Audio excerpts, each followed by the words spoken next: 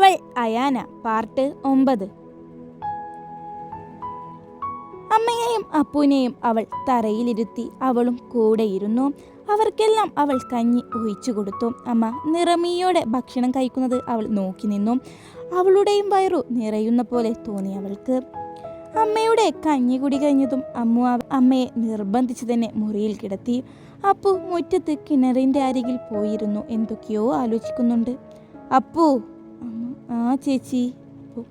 നീ ഇങ്ങനെ നിൽക്കാതെ പോയി പഠിക്കാൻ നോക്ക്. അമ്മ എനിക്ക് ഒന്നിനും തോന്നുന്നേ ഇല്ല, എല്ലാം മടുപ്പ് തോന്നുക. അപ്പോൾ നീ ഇങ്ങനെ കൊച്ചു കുട്ടികളെ പോലെ ആവാതെ നീ പഠിക്കാൻ നോക്ക്. ഞാൻ പറയുന്നത് നിനക്ക് മനസ്സിലാവുന്നില്ലേ? നീ പഠിപ്പ് നിർത്താനാണോ ഉദ്ദേശം? ഈ സമയത്ത് നിന്റെ പഠിപ്പ് മുടങ്ങിയാൽ ഏറെ വേദനിക്കുന്നതും അമ്മയാവും. നീ നല്ല കുട്ടിയായി പോയിരുന്നു പഠിക്കാൻ നോക്ക്. അമ്മ. ചേച്ചി, എനിക്കത് അറിയാത്തത് കൊണ്ടല്ല, ബട്ട് എനിക്ക് പഠിക്കാൻ സാധിക്കുന്നേയില്ല. അപ്പോൾ മോനെ, പോയത് തന്നെയാണ്. അത് ഇനി ഒരിക്കലും തിരിച്ചു കിട്ടാനും പോകുന്നില്ല. എല്ലാം ഉള്ളിൽ ഒതുക്കാൻ മാത്രമേ നമുക്ക് സാധിക്കൂ. എല്ലാം ഉൾക്കൊണ്ട് നീ പഠിക്കാൻ ശ്രമിക്ക്. നീ പഠിക്കേണ്ട സമയമാണ്. അവിടെ മറ്റു പലതും ആലോചിച്ചു നീ തല പൂക്കയിക്കണ്ട. അതിന് ഞാനുണ്ട്. മോന് അകത്തേക്ക് പോയി പഠിക്കാൻ നോക്ക്. അപ്പോൾ അവനൊന്ന് മൂളിക്കൊണ്ട് അകത്തേക്ക് കയറിപ്പോയി. അവൻ പോയതും അത്രയും നേരം പിടിച്ചു നിന്ന അവളുടെ കണ്ണുനീർ തുള്ളികൾ ഒഴുകി. അവളുടെ സങ്കടങ്ങളെ അവൾ മറച്ചു പിടിക്കാൻ ശ്രമിച്ചുകൊണ്ട് അങ്ങോട്ടും ഇങ്ങോട്ടുമായി നടന്നു. എൻ്റെ ദേവി, എന്തൊക്കെയാ ഒരു നിമിഷ നേരം കൊണ്ട് നടന്നത്? അത് പുലമ്പാനും അവൾ മറന്നില്ല. പിന്നീട് അങ്ങോട്ട് ഒരാഴ്ച അവൾ ഓഫീസിൽ പോയിട്ടില്ല. അപ്പുവിനെ അവൾ പറഞ്ഞു മനസ്സിലാക്കി പഠിപ്പിക്കാൻ ശ്രമിച്ചു. അമ്മ ഒരേ കിടത്തം തന്നെയായിരുന്നു. അവൾ നിർബന്ധിച്ചു ഭക്ഷണം കഴിപ്പിച്ചാൽ അത് മാത്രമായി. എന്നാൽ ഈ സങ്കടത്തിൻ്റെ ഇടയിൽ ഏട്ടൻ്റെയും ഏട്ടത്തിയമ്മയുടെയും പ്രവൃത്തികൾ അവളിൽ നല്ല ദേഷ്യമുണ്ടാക്കി. അങ്ങനെ അപ്പുവിൻ്റെ എക്സാം കഴിഞ്ഞു. അവൻ വീട്ടിലുണ്ട്. അങ്ങനെ അയാന വീണ്ടും അവളുടെ ജോലിയിലേക്ക് ഇറങ്ങാൻ തീരുമാനിച്ചു. രാവിലെ തന്നെ എണീറ്റു. എല്ലാ പണിയും പെട്ടെന്ന് എടുക്കാൻ ശ്രമിക്കുന്ന അയാനയെ ഏട്ടത്തിയമ്മ ജനൽ വഴി കണ്ടു. നീ ഇന്ന് പോകുന്നത് എനിക്കൊന്ന് കാണണം. നിന്റെ അഹങ്കാരം എങ്ങനെ തീർക്കണമെന്ന് എനിക്ക് നന്നായി അറിയാം ഏട്ടത്തിയമ്മ. അതും പറഞ്ഞു അവർ മുറിയിൽ നിന്നും പുറത്തേക്കിറങ്ങി. മുറ്റത്തിലൂടെ പുല്ലുമരിഞ്ഞ് നടക്കുന്ന അയാനയെ കണ്ടതും അവർ അടുക്കള ലക്ഷ്യം വെച്ച് വരുമ്പോൾ അവിടെ അപ്പു ഉണ്ടായിരുന്നു. ഓ, ഈ നാശം ഇത് എന്തെടുക്കുക ഏട്ടത്തിയമ്മ. അതും പറഞ്ഞു അവനെ ഒന്ന് ദേഷ്യത്തോടെ നോക്കി. അവർ അവിടെ നിന്നും എന്താ ഇനി ചെയ്യുക എന്ന പോലെ നിൽക്കുമ്പോഴാണ് അവൾക്ക് അമ്മയുടെ കാര്യം ഓർമ്മ വരുന്നത്.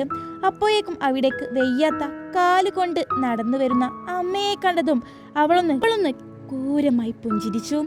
അയ്യോ അമ്മേ, ഞാൻ പിടിക്കണോ ഏട്ടത്തിയമ്മ? അവൾ അതും പറഞ്ഞു അവൾ അമ്മയുടെ അടുത്തേക്ക് പോയി അവരുടെ കൈ പിടിച്ചതും ആ അമ്മ അത്ഭുതത്തോടെ അവളെ നോക്കി. പക്ഷെ നിമിഷ നേരം കൊണ്ട് അത് മാറി ചിന്തിക്കേണ്ടി വന്നു. അമ്മേ, നടക്ക്. അവൾ ബലമായി തന്നെ അമ്മയെ മുമ്പിലേക്ക് തള്ളിക്കൊണ്ട് പറഞ്ഞതും അവരൊന്ന് നടുങ്ങിക്കൊണ്ട് തറയിലേക്ക് വീണു. അത് കണ്ട് അവർ ക്രൂരമായി ഒന്ന് പുഞ്ചിരിച്ചു. പുഞ്ചിരിയോടെ എന്തെങ്കിലും പറ്റിയോ അമ്മേ? പുഞ്ചിരിയുടെ ആ ചോദ്യവും ഭാവവും കണ്ട് ആ അമ്മ കാൽ നല്ല വേദന എടുക്കുന്നത് പോലും മറന്നു ഒരു ഭയത്തോടെ അവളെ നോക്കി. പക്ഷെ ഇത് കണ്ടുകൊണ്ടാണ് അങ്ങോട്ട് അയാനയുടെ വരവ്. ഇതെല്ലാം കണ്ട് കണ്ണെല്ലാം കലങ്ങി ദേഷ്യത്തോടെ അകത്തേക്ക് വാതിലിൻ്റെ അവിടെ നിന്നും നോക്കുന്ന അയാനയെ കണ്ട് അപ്പുവും അങ്ങോട്ട് ശ്രദ്ധിച്ചു. അപ്പോഴാണ് അവളുടെ ഈ പ്രവൃത്തി. കയ്യിലുള്ള കത്തി ദേഷ്യത്തോടെ ഇട്ട് അകത്തേക്ക് അവൾ കയറി വന്നതും അപ്പു ഓടിപ്പോയി അമ്മയെ പിടിച്ചു. എന്നാൽ ദേഷ്യത്തോടെ കണ്ണൊക്കെ കലങ്ങി വരുന്ന അയാനയെ കണ്ടപ്പോൾ ഏട്ടത്തിയമ്മ ഒന്ന് ഞെട്ടിയെങ്കിലും അത് മാറുന്നതിനു മുമ്പ് അയാനയുടെ കൈ അവളുടെ മുഖത്ത് പതിഞ്ഞിരുന്നു. അവളെ തല്ലുന്നത് കണ്ട് മുറിയിൽ നിന്നും ഉറക്കമുണർന്നു വരുന്ന ഏട്ടനും അത് കണ്ടു. ഇവളെ നീ ഇപ്പൊ എന്തിനാ തല്ലിയേ? ഏട്ടൻ. ഏട്ടാ, ഇവളെന്നെ തല്ലി. അതും പറഞ്ഞു ഏട്ടത്തിയമ്മ കണ്ണൊക്കെ നിറച്ചു അവൻ്റെ അടുത്തേക്ക് ഓടി. അത് കണ്ടതും അവൻ അവളെ ചേർത്ത് പിടിച്ചു ദേഷ്യത്തോടെ അയാനയെ നോക്കി.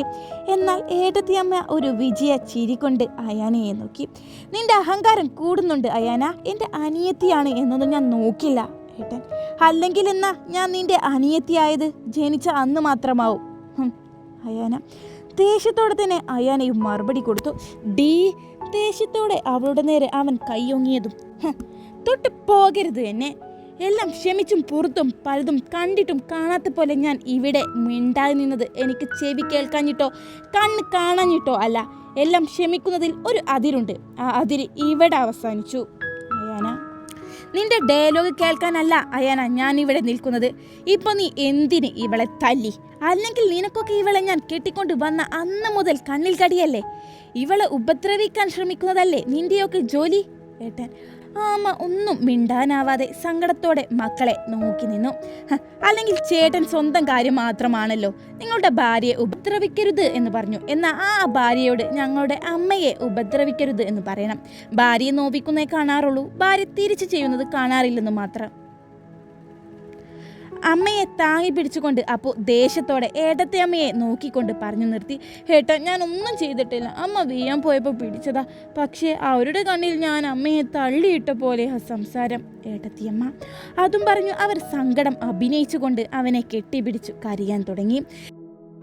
കുറേ ആയി ഞാൻ ക്ഷമിക്കുന്നു, ഇന്ന് ഇതിനൊരു ഉത്തരം എനിക്ക് കിട്ടണം. അയാന നീയാണ് ഇവനെ പോലും ഇങ്ങനെയാക്കിയത്. ഏട്ടൻ ഞാനോ? ഇവനെന്താ കൊച്ചു കുട്ടിയാണോ? എന്താണ് ചുറ്റും നടക്കുന്നതെന്ന് മനസ്സിലാക്കാനുള്ള ബുദ്ധിയെല്ലാം ഇവനുണ്ട്.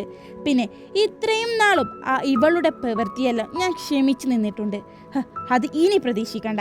പിന്നെ ഒരു കാര്യം കൂടെ, ഇത്രയൊക്കെ പ്രശ്നം ഉണ്ടായിട്ടും ഒന്നും അറിയാത്ത പോലെയുള്ള നിന്റെ ഈ അഭിനയമുണ്ടല്ലോ, അത് നീ വല്ല സിനിമയിലും പോയി ചെയ്യുന്നുണ്ടെങ്കിൽ വല്ലതും കിട്ടിയിരുന്നു. അയാന ദേഷ്യത്തോടെയുള്ള അവളുടെ സംസാരം കേട്ട് ഏട്ടൻ ദേഷ്യത്തോടെ അവൾക്ക് നേരെ കൈപ്പൊക്കിയതും അത് അവളുടെ കവിളിൽ തട്ടുന്നതിന് മുമ്പ് അവൾ അത് പിടിച്ചിരുന്നു. എന്നെ തല്ലാനൊങ്ങിയ ഈ കൈകൊണ്ട് നിന്റെ ഭാര്യയ്ക്ക് നീ 2 കൊടുത്തിരുന്നെങ്കിൽ നീ ഇങ്ങനെ ആവില്ലായിരുന്നു, ഇവളും അങ്ങനെ ആവില്ലായിരുന്നു. അയാന അതും പറഞ്ഞു അവൻ്റെ കൈ അവൾ തട്ടിമാറ്റി. ഈ നിൽക്കുന്നത് എൻ്റെയും ഇവൻ്റെയും അമ്മ മാത്രമല്ല, നിൻ്റെയും അമ്മയാണ്. ഈ അമ്മയുടെ ഈ കണ്ണുനീർ തുള്ളികൾ മതി നിൻ്റെയൊക്കെ ജീവിതം നീ അനുഭവിക്കാൻ. സ്വന്തം അച്ഛനോടും അമ്മയോടും കാണിക്കാത്ത നന്ദിയൊന്നും നീ കൂടപ്പിറപ്പുകൾക്ക് വേണ്ട. പക്ഷെ ഒന്നും ഞാൻ പറയാം, ഈ കാണുന്ന കണ്ണും ചെവിയും ഉപയോഗിക്കേണ്ട സമയത്ത് ഉപയോഗിക്കാൻ പഠിക്ക്. നിന്നോടൊക്കെ ഇത്രയേ എനിക്ക് പറയാനുള്ളൂ. പിന്നെ എൻ്റെ പുന്നാര ഏട്ടത്തി അമ്മയോട് ഞാനൊരു കാര്യം പറയാം. നിങ്ങൾക്കുമുണ്ടല്ലോ ഒരമ്മ, അതുപോലെ ഒരു അനിയൻ നിങ്ങൾക്കുമുണ്ട്. നിങ്ങൾ ഇവിടെ ചെയ്തത് അനുഭവിക്കുന്നത് അവിടെ നിങ്ങളുടെ അമ്മയാവും. ഡീ ഏട്ടത്തി അമ്മ സ്വന്തം അമ്മയെ പറഞ്ഞപ്പോൾ പൊള്ളിയല്ലേ, അതുപോലെ ഒരു അമ്മയാ ഇതും. അയാന ഏട്ടാ ഇനി നമുക്ക് ഇവിടെ നിൽക്കേണ്ട, നമുക്ക് പോകാം ഏട്ടാ, ഇല്ലെങ്കിൽ ഇവൾ എന്നെക്കുറിച്ച് പല നുണയും പറയും. ഏട്ടത്തിയമ്മ നിന്റെ അഹങ്കാരം ഞാൻ തീർക്കുന്നുണ്ട്, നീ സാധനമെല്ലാം എടുത്തു വെച്ചോ, ഞാൻ ഇപ്പോൾ തന്നെ ഇവിടെ നിന്നും ഇറങ്ങുക. ഏട്ടൻ ആരോടാ ഞാൻ ഇതൊക്കെ ഇപ്പോൾ പറഞ്ഞത്? അയാന അത് കേട്ടതും ഒരു പുച്ഛത്തോടെ അതും പറഞ്ഞു. അവൾ ഏട്ടത്തിയമ്മ മുറിയിലേക്ക് പോകുന്നതും നോക്കി നിന്നു. വൈകാതെ തന്നെ സാധനങ്ങളെല്ലാം എടുത്തു അവർ വന്നു. മോനെ എന്തൊക്കെയാടാ ഇത്? ആ അമ്മ വേദനയോടെ ചോദിച്ചു. നിങ്ങളുടെ പുന്നാരമോളുടെ സ്വഭാവം കൊണ്ടാണ് ഞങ്ങൾക്ക് ഇവിടെ നിന്നും ഇറങ്ങേണ്ടി വന്നത്. എല്ലാം മറന്നു ഞാൻ ഇങ്ങോട്ട് വന്നതല്ലേ, എന്നിട്ടോ? ഏട്ടൻ ചോദിച്ചു. ആര് പറഞ്ഞു ഇങ്ങോട്ട് വരാൻ? അയാന മോളെ അമ്മു. അമ്മേ എനിക്ക് പറഞ്ഞേ പറ്റൂ, ഇവരായിട്ട് എന്നെ കൊണ്ട് പറയിപ്പിക്കുന്നതാണ്. അയാന അത് കേട്ടതും അമ്മ ഒന്നും മിണ്ടാനില്ലാതെ അവളെ നോക്കി. ഈ നാട്ടുകാരെ കാണിക്കാൻ വേണ്ടി ഇങ്ങോട്ട് വന്നതാണോ? എല്ലാം മറന്നു എന്ന് പറഞ്ഞ ആ വരവ്? അയാന എൻ്റെ അച്ഛനെ കാണാൻ വന്ന എന്നോട് നിന്റെ പ്രസംഗം? ഏട്ടൻ എന്ത് അച്ഛനോ? ഓഹോ, അപ്പോൾ അങ്ങനെ ഒരാളെ ഓർമ്മയെല്ലാം ഉണ്ടല്ലേ, ഞാൻ വിചാരിച്ചു അങ്ങനെ ഒരാൾ അറിയില്ലെന്ന്. അയാന അവളൊന്ന് കളിയാക്കി പുച്ഛത്തോടെ ചോദിച്ചതും ഡീ. ഏട്ടൻ എന്തേ ദേഷ്യം വരുന്നുണ്ടോ? ആ അച്ഛന് വേണ്ടി മരുന്ന് വാങ്ങാൻ പണമില്ലാതെ അച്ഛൻ്റെ രോഗം മൂർച്ഛിച്ചു നിൽക്കുന്ന അവസ്ഥ വന്നപ്പോൾ നിന്റെ കാൽ പിടിച്ചു ഞാൻ കെഞ്ചിയത് ഓർമ്മയുണ്ടോ നിനക്ക്?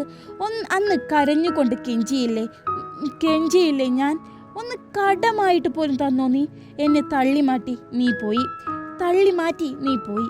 അന്ന് നിന്റെ മുമ്പിൽ കിടന്നു കെഞ്ചിയ നേരം വല്ല തെരുവിലും ഇറങ്ങി കെഞ്ചിരുന്നെങ്കിൽ എനിക്ക് വല്ലതും കിട്ടിയിരുന്നു. അന്ന് ഞാൻ നിർത്തിയതാ പട്ടിണി കിടന്നാലും നിന്നോടുള്ള സംസാരം. അന്ന് ഈ നാട്ടുകാരുടെ സഹായം കൊണ്ടാണ് അച്ഛൻ മരുന്ന് വാങ്ങിയത്. എന്തിനു പറയുന്നു, ഇത്രയും നാളും ഈ വീട്ടിൽ ഉണ്ടായിട്ട് പോലും ആ മുറിയിലേക്ക് നീ ഒന്ന് കയറിയിട്ടുണ്ടോ? എന്നിട്ടിപ്പോൾ എല്ലാം കഴിഞ്ഞപ്പോൾ അച്ഛൻ്റെ ചിതക്ക് തിരി കൊളുത്താൻ വന്നിരിക്കുന്നു. എന്നിട്ട് നാട്ടുകാരുടെ മുമ്പിൽ കണ്ണീരഭിനയം എല്ലാം കഴിഞ്ഞു പോയപ്പോൾ ഇവിടെ കിടന്നു തുള്ളുന്നു. എല്ലാം ക്ഷമിച്ചു നിൽക്കുമ്പോയേ ഞാൻ ഓർത്തതാ ഇതെല്ലാം നഷ്ടപ്പെടുന്ന ഒരു ദിവസം. ദേഷ്യത്തോടെ അത്രയും പറഞ്ഞു നിർത്തിയതും ആ അമ്മയുടെയും കണ്ണുകൾ നിറഞ്ഞിരുന്നു. ഏട്ടാ നിങ്ങൾ ഇതൊന്നും കേട്ടു നിൽക്കാതെ ഇറങ്ങാൻ നോക്ക്. ഏട്ടത്തിയമ്മ അവർ പുറത്തേക്കിറങ്ങി വണ്ടിയിൽ കയറിയതും മോനെ അമ്മ വേദനയോടെ അതും വിളിച്ചു അവൻ്റെ അടുത്തേക്ക് പോകാൻ നിന്നതും അയാന അമ്മയെ പിടിച്ചു. ഇങ്ങനെ പാവമായി നിൽക്കാതെ അമ്മ ഒന്ന് ഗൗരവത്തിൽ നിന്നിരുന്നെങ്കിൽ ഇങ്ങനെയൊന്നും കാണേണ്ടി വരുമായിരുന്നില്ല അമ്മേ. എൻ്റെ അമ്മ ഇനിയെല്ലാം ക്ഷമിക്കാനും പൊറുക്കാനും പഠിച്ചേ പറ്റൂ. അയാന അത് കേട്ട് ആ അമ്മ വേദനയോടെ അങ്ങനെ നിന്നു. അപ്പോഴേക്കും അവരുടെ മകൻ അവിടെ നിന്നും പോയി കഴിഞ്ഞിരുന്നു. വേദനയോടെ അവരത് നോക്കി നിന്നു. തുടരും. സ്റ്റോറി ഇഷ്ടമായാൽ ഒന്ന് സപ്പോർട്ട് ചെയ്യാനും അതുപോലെ തന്നെ ഒന്ന് സബ്സ്ക്രൈബ് ചെയ്യാനും തീർച്ചയായും മറക്കല്ലേ കൂട്ടുകാരെ.